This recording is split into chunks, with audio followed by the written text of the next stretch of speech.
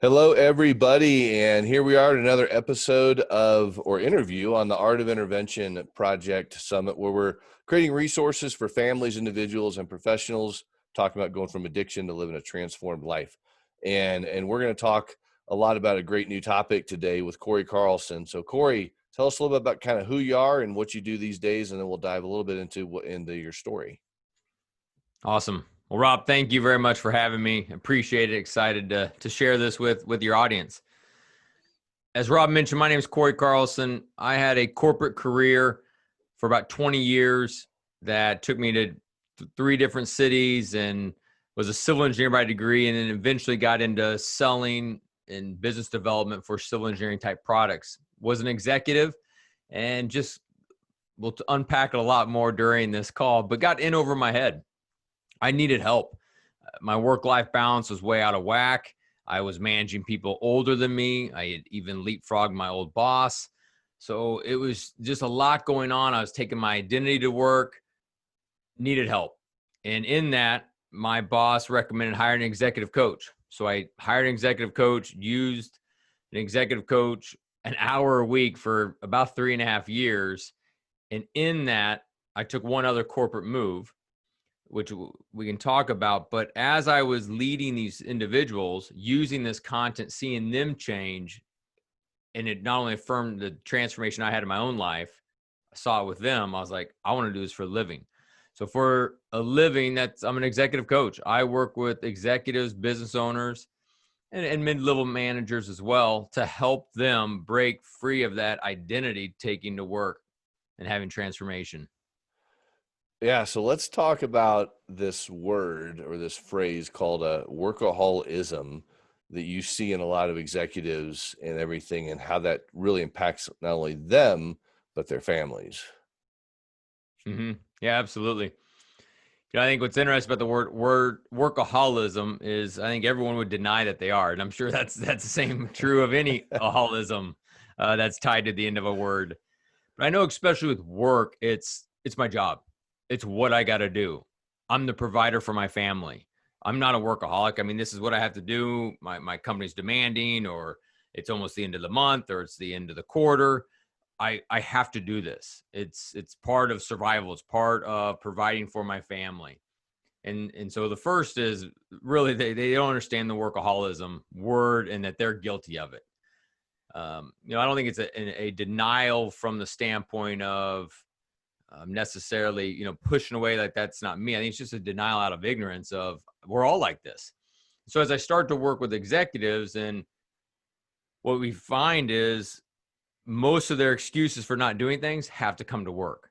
Or the excuse of work. Hey, why are you not getting to the gym? Well, I'm working. Why aren't you going on to your kids' activities and seeing them more often? Well, I have to work.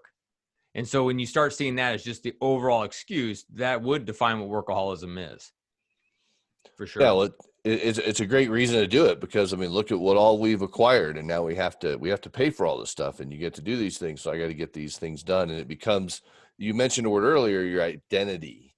Mm-hmm. And have you seen that identity piece change in the last several months? What's going on in our culture with executives that you coach, or how have you seen that play out with how our world's changed? Well, absolutely. The identity has significantly impacted a lot of people in the way that pre-quarantine, many businesses were well off to a fantastic 2020 start. And so they thought this is going to be the best year ever. I'm the leader, I'm the boss, I'm the manager, I'm the CEO, depending on whatever hat they're wearing. I'm the man, I'm the woman. Like, I'm getting these things done. Well, once it started to tank, they started questioning themselves, their own leadership. Am I the right person for this job? Can I really help navigate during these difficult times? Well, maybe it's not for me. Maybe I shouldn't do this. Maybe I'm in over my head. And so you start to see this identity in this downward spiral, and a lot of reasons why drinking and everything else has had an uptick these last few months, as people are looking for those coping mechanisms to just slow the noise in their head. Okay, so if we find our identity in our work or in our spouses or in our parenting or all these external things, what do you feel is like something that has helped you through this journey that you transition from corporate America? And like, what does identity actually mean to you? Yeah, for me to answer that question, identity to me is to be a beloved son of God. That is my identity. It's where I go. And so even as I work with, executives, and I'm trying to instill even in my own kids, we're a beloved child of God. And if we take our identity to anything temporary and it starts to waver or falter, then we start to question who we are. And most of the time we take our identity to work. Well, what happens if you have a bad year? What happens if you don't get that promotion? What happens if you get fired? A lot of times that get fired becomes the midlife crisis. You go and buy that, certain car or whatever to prove your worth, prove your identity. Same thing if we take our identity to a spouse. If that spouse is having a good day, having a good day, we feel good. But if having a bad day or doesn't give us the respect or the love that we believe that we need, then we start to question who we are as an individual. Maybe I'm not a good husband. Maybe I'm not a good wife. And so when we take our identity to temporary things, then we will run the risk of eventually them letting us down. And then we wonder who we are. Mm. Yeah, we even start creating these I call them false narratives in our brains of the identities. And because that was my case, I got sober in 2001. In 2012, I had a major nervous mental breakdown that led me to incarceration. And I realized then, like, a lot of my identity was in external stuff on how certain people felt about me. So I've experienced that firsthand. And so when you talk about being a beloved child of God, I think that's key for any part of our entire life. And maybe we can talk a little bit more about that, because that's letting people know, like, how did people become, like, how did you find experts for the Art of Intervention Project Summit? And I heard you on an interview with Dave and Ann Wilson of Family Life Ministries, and I was like, I want to talk to that guy. And it was so powerful, and then here you are, right? You accepted the invitation. I'm grateful for that. But the thing that was key for me to hearing you talk was about this whole identity in Christ thing. And I'd like to share that with people on this, because it's not, something we talked about a ton. So corporate executive coaching, everything you do, when we can get down to, like, what's the core thing that will never go away? Can you share a little bit about that part? Yeah, yeah, absolutely. And we can unpack it more through, just different questions you have to make sure I'm really, getting to it, successfully. But the idea of our identity and the fact that all of us on this earth were put here as to be image bearers of God. We were basically created to have relationship and be image bearers of God. And whatever we do, whether it is working in corporate America, there's nothing wrong with corporate America.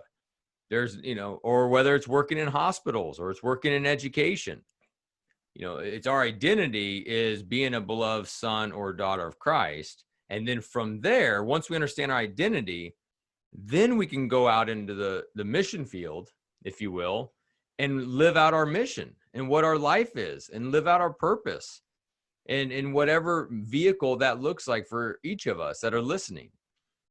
But when it goes the other direction, that's not good. When I say, okay, what am I? I'm a corporate exec, or I'm a corporate exec coach. I'm a doctor, whatever that is. If we go to the job, the mission, and then we find our identity, then that's the temporary piece. And so it's first, we have to understand where our identity is. And then from there, the ebbs and flows of the good days, bad days aren't as erratic, because we're standing on a stable ground, stable foundation. Yeah. And everything else is, like you said, is that stability, and the instability comes from other things. Because as people with addictions, as you talked about, like corporate America, and then things start tanking, people start drinking or using or whatever it might be, then that starts taking over a lot of people's lives.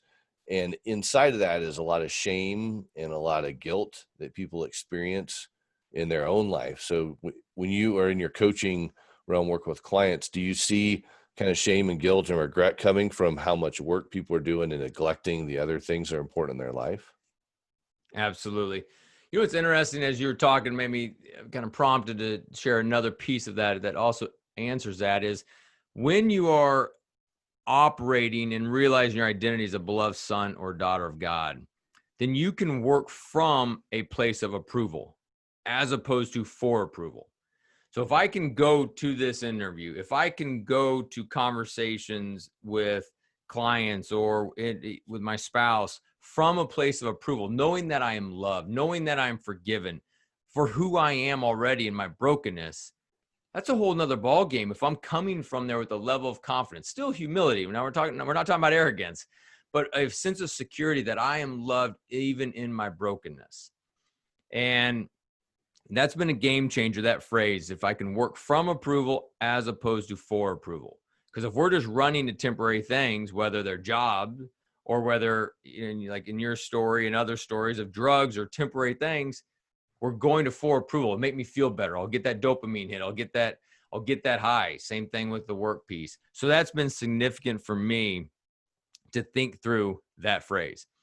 But for anyone listening, what I find, well, I guess I don't find it surprising anymore, but when I first started this, I could get a new client during the whole business development process. I would be intimidated of them. Like, they are good. Like, oh my goodness, this is the highest paid client I've ever had, or they work for the largest Fortune 50 company I've ever worked with, whatever kind of head trash I'd get myself. And then once we got on these one-on-one calls and I got to hear, man, they're shaking in their boots just like everyone else is. And they're just as nervous and they're just as broken. So for any of you listening that maybe you wouldn't want to call yourself a workaholic, but if you got down to it, it's a lot of work.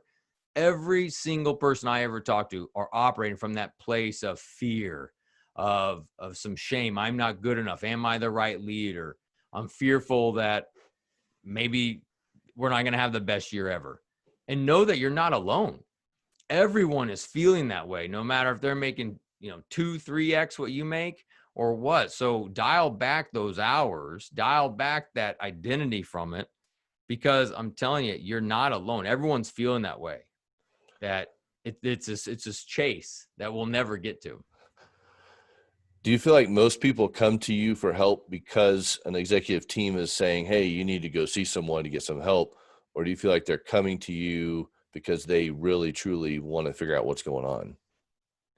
Majority of people that I work with are called self-selected. They have raised their hand through seeing a post I've done on LinkedIn or through a referral or whatever it may be. They're like, yeah, I need help. I need to get to the next level, and going it the way I'm going to, I won't. My marriage will be over with. I'll be exhausted and burned out. I need help. How do I get it? Every once in a while, I will get that employee, and it's worked out well, but I'll get that employee that's been assigned a coach. Sometimes that can happen where they come in dragging their feet. In order for, whatever the addiction is, you have to have the humility to hear from other people, to get that wise counsel. And then you have to have the courage to go and do it. Nice. So what's kind of the biggest thing you've learned over the time you have done executive coaching? And is there a theme that you've kind of seen among your clients, male and female? Absolutely. A little bit I said already. Everyone thinks they're the only one in this scenario, whatever their scenario is. Like, I don't know if people have as bad as a boss as me. I don't know. Well, my work's really different. Let me explain it to you. No, it's the same about everybody else. I've heard the phrase before, business is easy. People just make it hard. And I just love that, because it's true. It's business is easy. Let's buy something and sell it at a higher price. It should be pretty easy.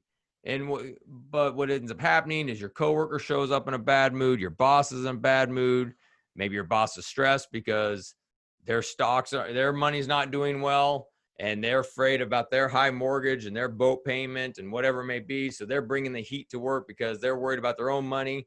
And so it just all has a ripple effect. When any of our kind of lexicon that we work with is taking identity to work, it has a ripple effect. And so many people think that they're the only one. So that would be one, Rob, is that people think that they are the only one. That no, you're not. So don't feel that way. And I think in that thought of, hey, there's community, there's more out there like me, that is already a step in the right direction.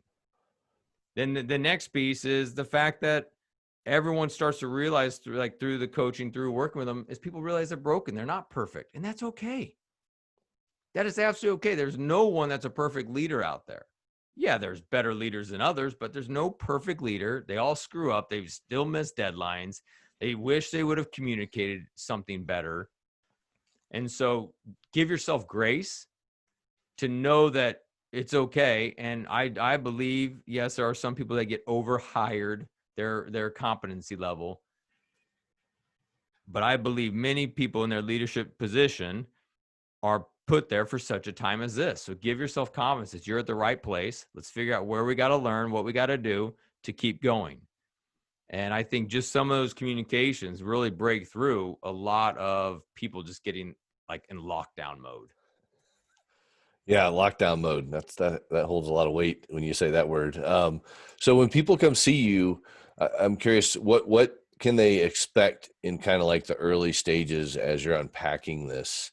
And what do you see start happening as they start realizing some of this that they really need to work on? Well, if you come work with me, you get a lot of high challenge and high invitation. It's I want to invite you into a relationship. Let's do this together, but I don't want to stay here. I want to see growth and I want to see transformation. So the first step is a little bit like what Jim Collins will talk about in Good to Great is we great leaders confront the brutal facts and then have a unwavering hope for the future. So what are the brutal facts going on in your life?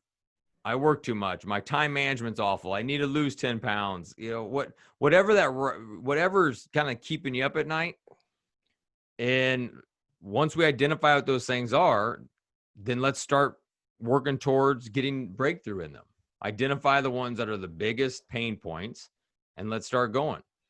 And so the first is that humility to start to peel back the veneer of you're the perfect leader and let's figure out really what's bothering you. And then it's putting together that plan of, all right, let's work on these pieces. Great. Let's work on this. And so we have content to pull in and take people down a railway track. But what makes us unique is we're spirit led, not just script led. I can read a script of this is how the content should say and sound, but I got to meet you where you're at. Yeah. And how important is it about like the home front, like take work, put work aside for a second. How important is everything at home with, if this fits the bill with people, a wife, a husband, yep. Kids, how important is that to play a role in the workplace? Absolutely. Well, as we know that we hear the phrase, as a leader goes, so goes the company. And I think home has always been important, but in 2020, it is significant important because of smartphones, technology, smartwatches. And what I mean by that is if you have a 7 a.m. argument with your spouse or a argument with a teenage daughter in the morning, at 9 a.m., you may get a rebuttal text or another argument that comes flying through. You look at your smartwatch, you look at your smartphone in the middle of a meeting. You go from maybe bringing your A game to that meeting, you look, you get distracted, and now you're mad. You've taken your mind off of work. You're thinking about, I can't believe they just said that to me. And so now you've gone from, let's just say A player that day, now you're operating at a lower level because you're thinking about work. Come 3 o'clock, you start to already process that next fight, that next argument. Oh man, when I get home, I'm going to say this. And then they're going to say that. And then I'm going to say this. And we start doing this. So we could find, if we're not careful, if we're not winning at home, our bookends to our workday are shot because we're coming out of maybe the beating we, kind of gave emotionally or verbally or whatever it may have been or received. And then on the end, we're preparing for the next conversation. However, when you're winning at home, you can be present at work. Full body, full mind, present at work, because you're not dealing with the shrapnel that you left at home or preparing for the next battle. But instead, you can be present at work, and vice versa. If you're leading well at work and you're not losing your cool, losing your anger with your employees, you are high challenge, but you're also yet high relationship, then when you come work, you can be present. You don't have to worry about your phone blowing up, and you can leave it on the counter and be present playing with your kids on the carpet, whatever it may be. But winning at home first, that's the tagline that I was saying a lot with clients, because if we want to be successful at work, we have got to win at home. We've got to make sure that that is a good anchor point in our lives. Mm. What a depiction. And for some reason, it brought up thinking of this movie called War Room. Have you seen that movie, War? I have, yes. Oh, man. What a powerful movie about just this depiction, right, of like work, high performer. But in that comes this thing to measure up. And then it's wandering because things aren't good at home. So I can start looking at her. And Yep. then, ooh, yeah. I mean, War Room, for anyone, I'll just say whether believer or not, it is a powerful movie of just showing what you're talking about. So I hear so much hope in what you're talking about today. And I can imagine in the executives and the people, and maybe over time you get to meet the spouses, I don't know, but in that you just have to see this hope and this breakdown start happening in them that has to be completely rewarding on your end. It's awesome. And I have gotten some thank you notes from spouses, which is pretty darn neat to see. But absolutely getting that breakthrough when people are part of that journey and want to be transformed, then it's really fun to see what can happen. And there's, tons of fun stories in regard to that. But on your idea of War Room, and I've said it before, I say it a lot, is, hey, we go to where we get wins. So if we are not winning at home, we will go to work and work as hard as we can to win, because all of us are wired to win. We're not wired for mediocrity. We want to go and feel we're contributing, feel like we're being successful, feel like we are living out a purpose. And if we feel we're not getting home, we're going to work. And for some listening, maybe work doesn't feel like the thing that's hitting. I see a lot of people go to volunteering to get their wins. I'm going to volunteer all the time, extra time at church. I'm going to volunteer extra time, overtime at the nonprofit. And I think check your heart, check your mind, why? And if it's going to avoid a pain point at home, then let's rip the Band-Aid off and start focusing on that place. Well, I sit there and think of, man, I'd like to walk through your door and be one of your clients. I love what you're doing, man. And you're changing lives, not only lives, but I'd say you're changing generations of people, because we sit there and people kind of admire people, right? It's like, wow, that guy has it all. And they look at that, but really when they're on this, they think they're on the peak. They're probably like down in the valley a lot. So you really help bring people up from a valley that they don't even know is even existing. Yeah. Yeah. And some of those people get to the peak and they realize it didn't feel as cool as they thought it would. There's story after story where they get there and like, this is it. Mm. I mean, I do have I have that amazing house. I have that amazing car. I've got the corner office. I have the job title. I have everything I was going for these last X amount of years. This is it. I remember when Tom Brady, after a Super Bowl, said that same comment, like, this is it. Because he knew that there was more. There was building businesses. There was impacting people. And so I think that's back to tying the identity work. We got to be careful. It's a slippery slope, because let's just say it all goes great for you. When you get to the top, there could be is this it? And then, what happens at retirement? Now what? And so that's the one more reason to remember our identity is tied to being a beloved child of God, which is a permanent and eternal identity versus anything that is temporary. Well, Cory, thank you so much for all that you do. And your last statement's a powerful statement. I think it's a great one just to leave people with, because it is the core of the important things in our life that really do matter. And you really help people find that. So thank you for answering the call to do what you do, and for answering my call to come on the Art of Intervention Project Summit, because this has been spectacular. I look forward to continuing to get to know you over the years as well. So thanks for following where God's called you to be. Awesome. Well, thank you very much, Rob, for having me on. I appreciate it. Yep. I'll talk to you soon. All right. Sounds good.